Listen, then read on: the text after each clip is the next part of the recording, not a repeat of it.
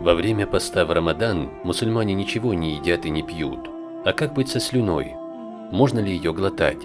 В каких случаях глотание слюны нарушает пост в Рамадан, а в каких случаях нет? И что делать тем, у кого кровоточат десны? Для того, чтобы глотание слюны не нарушало пост, нужно соблюдать 3 условия. Первое. Проглатывание слюны еще со рта. Если слюна покидала рот, к примеру, вывел слюну на губы, а затем была проглочена, пост нарушается, если даже была возвращена, касаясь губ. Если слюной намочить нитку или сивак и затем эту влагу, которая имеется на ней, проглотить, пост нарушается, а если не было мокроты, которая не может отделиться, пост не нарушается. Те, кто занят шитьем или пользуются сиваком, должны быть очень осторожны в этих случаях. Если высунуть язык со слюной изо рта, затем проглотить слюну, то пост не нарушается, так как язык является внутренним органом рта. Также не нарушается пост, если с языка монетой или ее подобным отделить слюну и проглотить ее еще с языка. От проглатывания слюны, собравшейся во рту, пост не нарушается. Если человек соберет во рту слюну и затем проглотит ее, то по достоверному слову пост не нарушается, но есть и те, которые утверждают о нарушении.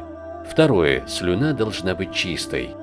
От проглоченной нечистой слюны пост нарушается, если даже в слюне будет кровь, выделяющаяся из десен.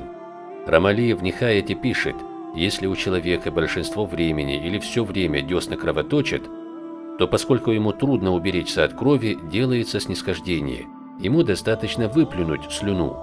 Третье. Слюна не должна быть смешана с чем-либо. От глотания слюны, с которой что-то смешано, пост нарушается.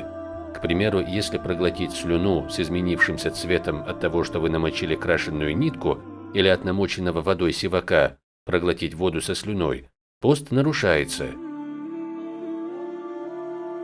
Не вредит слюна, проглоченная после полоскания рта, так как трудно от нее защититься.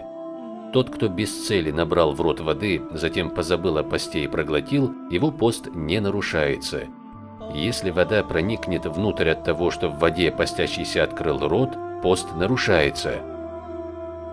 Если постящемуся в рот попадет муха, комар или дорожная пыль, и он это проглотит, пост его не нарушается, если даже у него была возможность закрыть рот и уберечься от этого.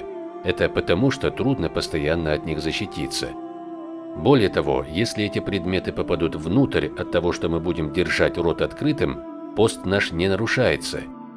Но если мы при открытии рта что-то добровольно втянем внутрь, от этого пост нарушается.